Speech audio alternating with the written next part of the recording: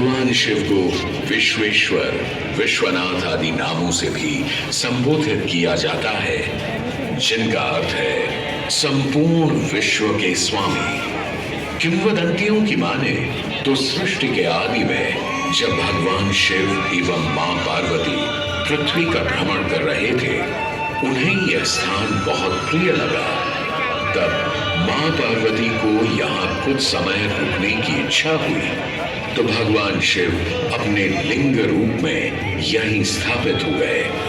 तभी से 12 ज्योतिर्लिंगों में इस मंदिर को विश्वेश्वर मंदिर के नाम से भी जाना जाने लगा, जहां भगवान शिव और माता पार्वती सदैव वास करते हैं। सदियों से इस पवित्र नगरी ने अनेक ऋषि मुनियों, तपस्वियों, धर्म गुरुओं आदि को अपनी ओर आकर्षित किया है। आदि शंकराचार्य एवं मंडन मिश्र ने इसी मंदिर के प्रांगण में बहुत समय व्यतीत किया।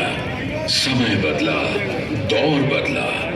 भारत के स्वर्णिम काल पर विदेशी आक्रांताओं की नजर पड़ी, जिसे वे लूटने एवं सनातन संस्कृति को नष्ट करने के उद्देश्य से यहाँ आए।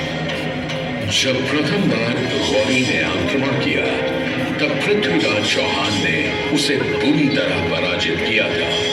अंत में उसने क्षमा मांगी और वचन दिया कि ऐसी गलती दोबारा कभी नहीं होगी।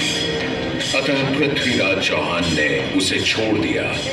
संभवतः यह एक दुर्भाग्यपूर्ण निर्णय था, क्योंकि अंततः गौरी ने पृथ्वीराज चौहान को धोखे से हराया।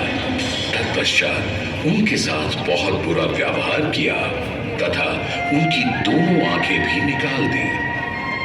पृथ्वीराज की मृत्यु के उपरांत हिंदुओं का मनोबल कमजोर पड़ गया, जिसके परिणाम स्वरूप आतताइयों ने अन्य मंदिरों के साथ साथ विश्वनाथ मंदिर को भी क्षति पहुंचाई।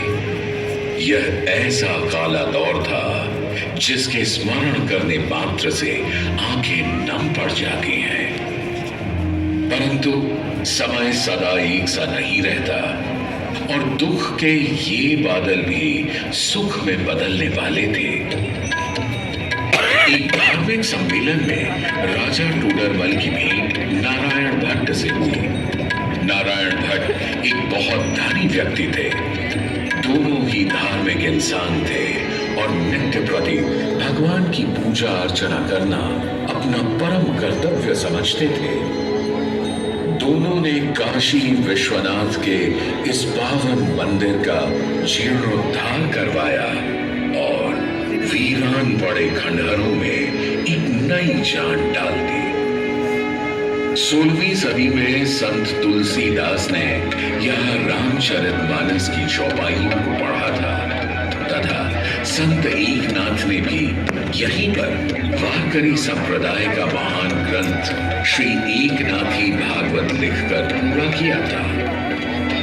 लगभग 17वीं शताब्दी के मध्य में मराठा शासक मल्हार राव होलकर ने काशी विश्वनाथ मंदिर के पुनर्निर्माण की योजना बनाई। ये कार्य वे तो नहीं कर पाए, परंतु उनकी पुत्रवधू अहिल्याबाई होलकर जी ने इसे सन 1776 से 1778 के बीच पूरा किया।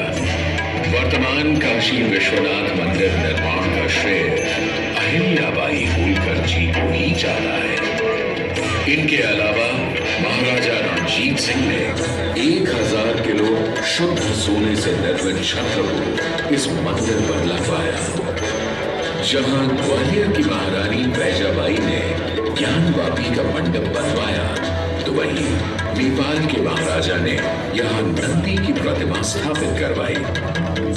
सनातन संस्कृति को सुरक्षित रखने के लिए जिससे जो बन सका उसने वैसा किया और वर्तमान में भी यह क्रम देखने को मिल रहा है। सन 2022 में भारत के प्रधानमंत्री नरेंद्र मोदी ने काशी विश्वनाथ मंदिर का जीर्णोद्धार एवं सौंदर्यीकरण करवा इसके स्वर्णिम काल को फिर से एक बार जीवंत करने का प्रयास किया।